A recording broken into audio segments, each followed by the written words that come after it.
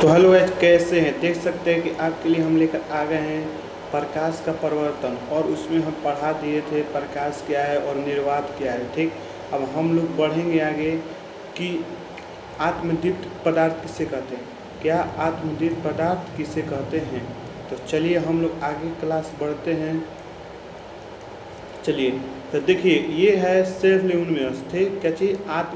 आत्मदीप्त पदार्थ। ठीक, आत्मदीप्त पदार्थ किसे कहते हैं। ठीक, देखिए आत्मदीप्त पदार्थ किसे कहते हैं? Self luminous. ठीक, आत्मदीप्त पदार्थ किसे कहते हैं? देखिए ये बहुत ही आसान परिभाषा क्या है।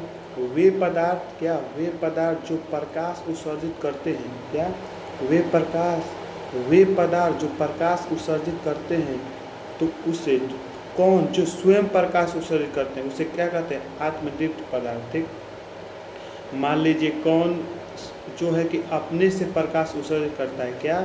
कौन प्रकाश अपने से उत्सर्जित करता है? तो देखिए सूर्य हो गया, सूर्य अपने से क्या करता है? प्रकाश उत्सर्जित करता है।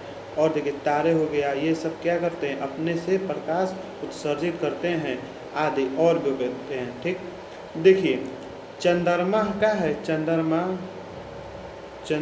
है ना। देखिए चंद्रमा भी क्या है?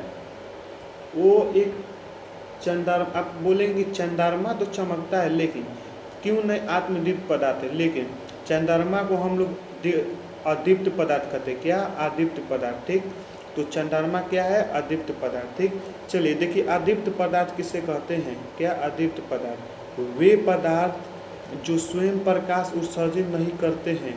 क्या? वे प्रकाश जो स्वयं प्रकाश उत्सर्जित नहीं करते हैं लेकिन प्रकाश की उपस्थिति में दिखाई देते हैं। ठीक, मान लीजिए यहाँ कुछ है, ठीक, टेबल रखा हुआ है।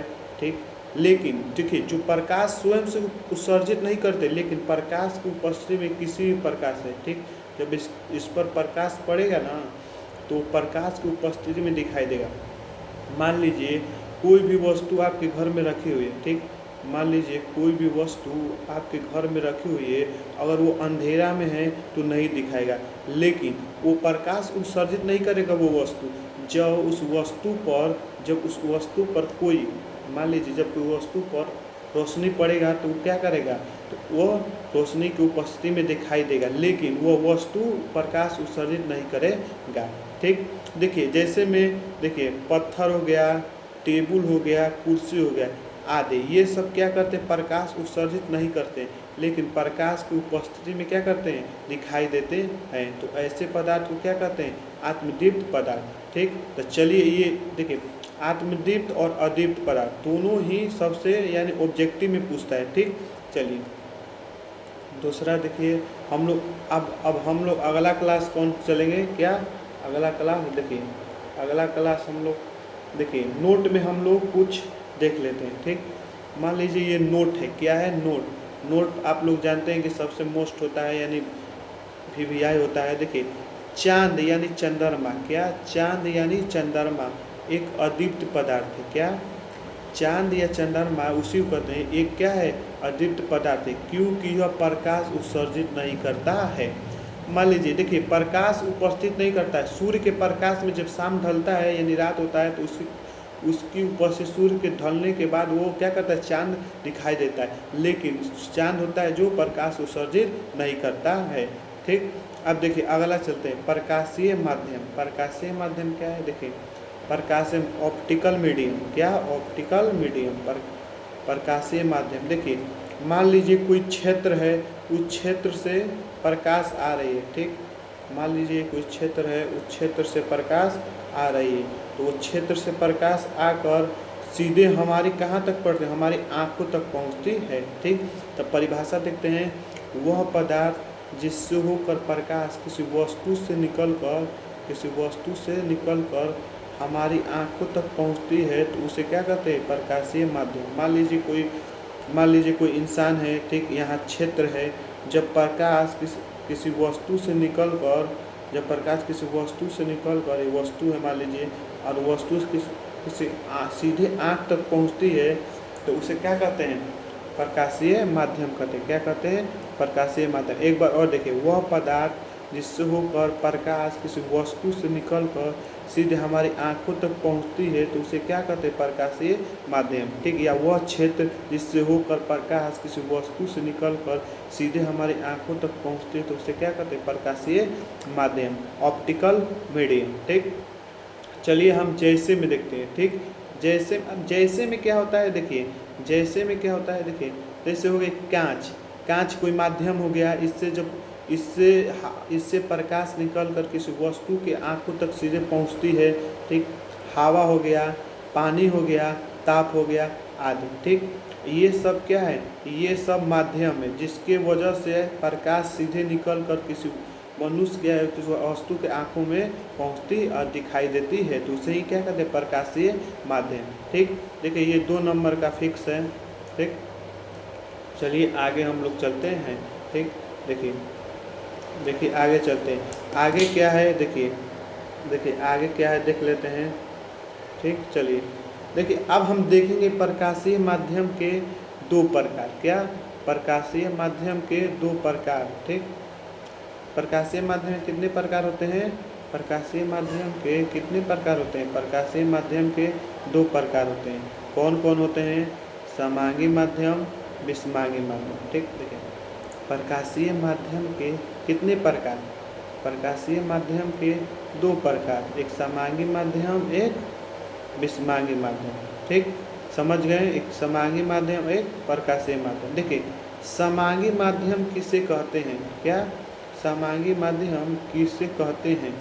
देखिए ये इसका सरल भाषा है। देखिए समांगी माध्यम के प्रत्येक भाग का बनावट और गुण, ठीक, समांगी माध्यम के प्रत्येक भाग के बनावट और गुण समान होते हैं तो उसे समांगी माध्यम कहते हैं। ठीक, कहेंगे क्या बनावट एक होता है, तो देखिए इसमें जल को देखें और कांच को देखें, इसकी बनावट क्या होती है, एक समान होती है। क्या होती है, एक समान होती है। ठीक, एक समान होती है।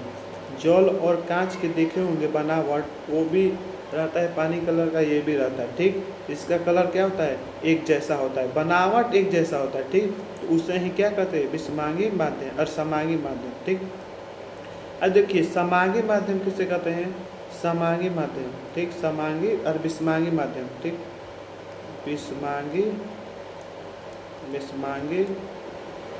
विषमांगी माध्यम किसे कहते हैं, ठीक, माध्यम, विषमांगी माध्यम। ठीक, तो लिखेंगे वैसा माध्यम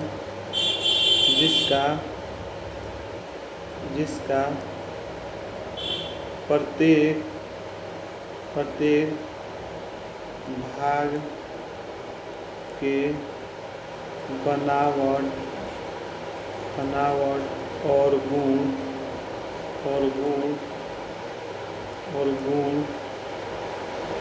समान नहीं होते हैं। ठीक, नहीं होते हैं। ठीक, देखिए विषमांगी माध्यम किसे कहते हैं, वैसा माध्यम जिसका प्रत्येक भाग के बनावट और गुण क्या होते हैं, समान नहीं होते हैं तो उसे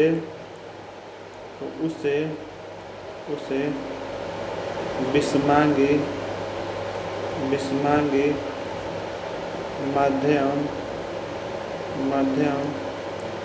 माध्यम कहते, विषमांगी माध्यम कहते हैं। ठीक, समझ गए। जैसे हवा हो गया और गर्म ठंडी हवा। देखिए क्या हो गया, देखिए ठंडी हवा और कांच का और गर्म हवा का मिश्रण। क्या मिश्रण, देखिए ठंडी हवा और गर्म हवा का मिश्रण क्या एक समान है, नहीं है, इसलिए हम लोग क्या कहते हैं, इसे विषमांगी माध्यम कहते हैं। अब देखिए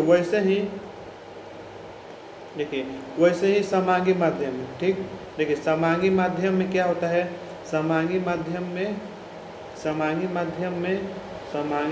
क्या होता है, समांगी माध्यम के प्रत्येक भाग के बनावट और गुण क्या होते हैं, समान होते हैं, इसीलिए इसे हम क्या कहते हैं, समांगी माध्यम। ठीक, और आगे ऐसे ही वीडियो में बने रहने के लिए और आप लोग जानबे करते सब्सक्राइब और उस बटन को दबा दीजिए, जैसे कि आपको नए नए वीडियो और बहुत ही VVI मोस्ट VVI ठीक मोस्ट VVI ठीक मोस्ट VVI क्वेश्चन आपको मिलता रहेगा ठीक। तो यहीं तक चलते हैं, धन्यवाद।